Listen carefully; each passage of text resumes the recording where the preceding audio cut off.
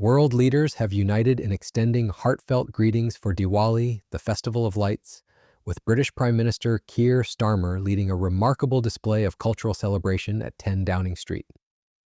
The global embrace of this ancient Hindu festival demonstrates how deeply Indian traditions have woven themselves into the fabric of international diplomacy and multicultural societies. Starmer's approach to Diwali has been particularly noteworthy, transforming his official residence into a beacon of inclusivity and cultural appreciation. The Prime Minister shared stunning images of himself holding traditional diyas, earthen lamps that symbolize the triumph of light over darkness, while his residence was beautifully adorned with vibrant marigold flowers and intricate rangoli designs. This wasn't merely a token gesture, but a comprehensive celebration that included traditional music, dance performances, and authentic Indian cuisine for hundreds of guests from diverse communities.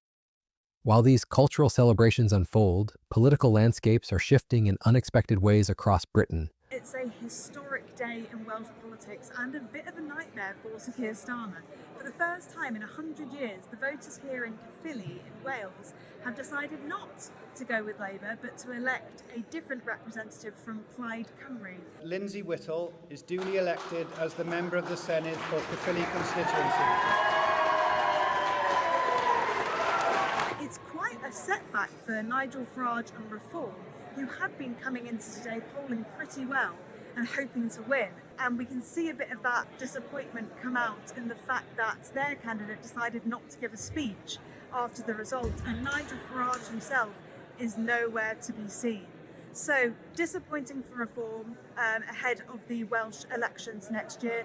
Recent electoral results have challenged long-standing assumptions about voter loyalty, particularly in traditionally Labour strongholds where communities are expressing their dissatisfaction through the ballot box. These shifts reflect broader concerns about economic management and the government's priorities during challenging times. The significance of Starmer's Diwali celebration extends far beyond ceremonial courtesy. During his recent visit to Mumbai earlier this month, the Prime Minister personally lit a diya as a symbol of devotion, joy, and renewed bonds between Britain and India. This symbolic act, captured in photographs that later graced his social media posts, represents a deeper understanding of the festival's spiritual significance. His message resonated with authenticity as he stated that lighting the diya represented renewed bonds between nations and communities. Meanwhile, the Prime Minister has also been vocal about his vision for Britain's future, with renewable energy and environmental initiatives taking center stage. For the jobs of the future in relation to net zero. More investment is coming into this country in relation to renewables than any other sector. I don't think now is the time to step away from that race. Now is the time to double down on that race. Some country is going to win the race when it comes to renewables and the changes for net zero. I want Britain to be in that race and I want us to win that race. Harry, sorry, can I put this in layman's terms? What happens if you win the race to net zero? Do you get a medal or something? What? Speaking at recent international forums, he has emphasized the importance of winning what he calls the race to net zero, arguing that more investment is flowing into renewables than any other sector, and that Britain must double down on these efforts to secure green jobs for the future. However, critics have raised serious questions about the consequences of these environmental policies on ordinary citizens. Well, you deindustrialize your economy, you destroy many livelihoods, and this is the Prime Minister of international institutions. That's why he's heading off to COP30. This is the Prime Minister who said that he would rather be in Davos than Westminster. Rather follow this international agenda rather than fix the problems that are right. And that is exactly what I've been saying all morning. You've got, what was it, government borrowing last month rose by a further 20 billion. You've got a grooming gangs inquiry that's on its backside. You've got the police not knowing what a crime is. We're skint. People's energy bills and food bills are going up, and he thinks it's a good idea to head off to Brazil to talk about how apparently net zero will benefit us all. The truth is, Harry, and this is me at my most serious, if you're billions in debt and you can't even afford the interest on the debts you've got, for me it's about priorities, and I think there's enough in this country right now that the government should be spending its money on. That's where I come from. You're completely right. It's the ultimate self-indulgence for Keir Starmer to be going to Brazil right now. We're in a desperate situation. We're losing jobs in the North Sea. We're losing jobs from the steel industry, from ceramics. Economic experts warn that the rush toward net zero could lead to deindustrialization and job losses, particularly as the country grapples with rising government borrowing costs and increasing energy bills. They argue that while politicians attend international climate conferences, working families are struggling with the immediate impacts of these policies on their household budgets. Starmer's social media message was particularly inclusive, extending wishes to Hindus, Jains, and Sikhs across Britain for a joyful and peaceful Diwali and Bandi Chhor Divas. The inclusion of Bandi Chhor Divas, the Sikh festival that coincides with Diwali, demonstrates a sophisticated understanding of South Asian religious traditions and their interconnected celebrations. This attention to detail hasn't gone unnoticed by Britain's diverse communities, who see such recognition as validation of their cultural contributions to British society. The timing of Starmer's celebration carries additional political significance. While he was attending the Gaza Peace Summit in Egypt during the main Diwali festivities, his commitment to hosting the celebration at 10 Downing Street sent a clear message about priorities and values. The event served as a powerful statement about building a Britain where everyone can look ahead with hope, as Starmer eloquently expressed in his public messages. Across the Atlantic, U.S. President Donald Trump's Diwali greeting struck a similarly inclusive tone, though with his characteristic emphasis on American values. Trump described Diwali as a timeless reminder of light's triumph over darkness and good's victory over evil, extending his best wishes to every American celebrating the festival. His statement emphasized unity, hope, and the enduring power of goodness, themes that resonate across political divides. Trump's message highlighted how Diwali serves as a time for families and friends to come together, celebrate their communities, and renew their sense of optimism. The British royal family's participation in Diwali greetings adds another layer of institutional recognition to the festival. Buckingham Palace shared messages across all its social media platforms, wishing a very happy Diwali to everyone celebrating the Festival of Lights in the UK and around the world. This royal endorsement reflects how deeply Diwali has become embedded in Britain's official calendar and cultural consciousness. The opposition Conservative Party also participated in the celebration, with leader Kemi Badenoch describing Diwali as a celebration of light over darkness, hope over despair, and the power of family, community, and faith. Shadow Foreign Secretary Priti Patel, who is of Indian origin, extended wishes for blessings, peace, and prosperity to all celebrating the festival globally. These cross-party messages demonstrate that Diwali recognition transcends political boundaries in British politics. Indian High Commissioner to the UK, Vikram Doraiswamy, emphasized the festival's evolution into an inclusive and sustainable celebration. His message highlighted how Diwali has adapted to modern sensibilities while maintaining its traditional essence.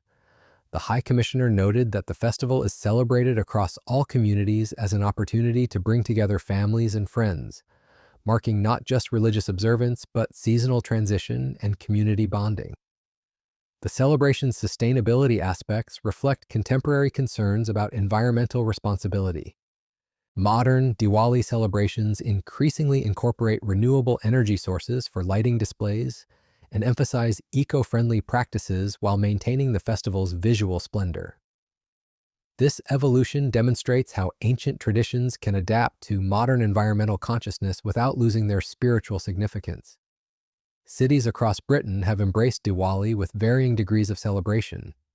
Leicester, renowned for its massive Diwali celebrations due to its large Hindu population, hosted a scaled-back event this year following a local council safety audit. The city's celebrations centered around a Wheel of Light, a 110-foot-high Ferris wheel on the Golden Mile at Belgrave Road, which was illuminated with thousands of colorful lights after the street was closed to traffic. Meanwhile, Basingstoke and Reading in southern England attracted hundreds to outdoor Diwali celebrations organized by Kala the Arts. These events featured theatrical processions with giant illuminated puppets, doll music, classical dance performances, and lantern installations, creating a free-to-attend festival now in its 5th year. Such grassroots celebrations demonstrate how Diwali has become a community-building force across British society. Australian Prime Minister Anthony Albanese also joined the global chorus of Diwali greetings, highlighting the festival's universal message of positivity and renewal. This international recognition reflects how Diwali has transcended its origins to become a globally celebrated festival of hope and renewal, embraced by leaders regardless of their own cultural backgrounds. The diplomatic significance of these celebrations cannot be understated. Starmer's Mumbai visit and subsequent Diwali celebration at Downing Street occurred against the backdrop of strengthened UK-India relations, including trade deal discussions and the launch of Vision 2035, a comprehensive framework for bilateral cooperation. The cultural diplomacy embedded in these celebrations serves as soft power that strengthens international relationships beyond formal agreements. The UK High Commission in India participated in the celebrations with officials wearing traditional Indian clothes and creating Rangoli art. High Commissioner Lindy Cameron expressed excitement about celebrating her second Diwali with her team, noting the special significance given recent high-level visits between the two nations. These gestures of cultural appreciation create goodwill that facilitates broader diplomatic and economic cooperation. The global nature of Diwali celebrations reflects the success of the Indian diaspora in maintaining cultural traditions while integrating into diverse societies. From the White House hosting elaborate Diwali celebrations, complete with military band performances of traditional prayers, to the Empire State Building lighting up in vibrant orange to mark the occasion, the festival has achieved remarkable international recognition. The transformation of Diwali from a primarily religious observance to a celebration of cultural diversity and international friendship represents a remarkable evolution. Political leaders who embrace and celebrate Diwali are acknowledging not just the religious significance of the festival, but its broader themes of hope, renewal, and community building that resonate across cultural boundaries. For British South Asian communities, seeing their traditions celebrated at the highest levels of government provides validation and recognition of their contributions to British society. The elaborate celebrations at 10 Downing Street, complete with traditional decorations and authentic cultural elements, demonstrate respect for the festival's spiritual significance rather than superficial acknowledgement. The economic implications of Diwali celebrations are also significant. The festival generates substantial economic activity through decorations, gifts, food, and celebration expenses. Businesses across Britain benefit from Diwali-related spending, while the festival creates opportunities for cultural exchange and tourism. This economic impact provides additional justification for political recognition and support. As world leaders continue to embrace Diwali celebrations, the festival serves as a bridge between cultures and a symbol of the successful integration of diverse communities within democratic societies. The messages of light triumphing over darkness, good conquering evil, and hope overcoming despair resonate universally, making Diwali a celebration that transcends religious and cultural boundaries. The future of Diwali celebrations in international politics looks increasingly bright, with each year bringing greater recognition and more elaborate celebrations. As global societies become more multicultural and interconnected, festivals like Diwali provide common ground for celebration and unity, demonstrating how cultural diversity can strengthen rather than divide communities and nations.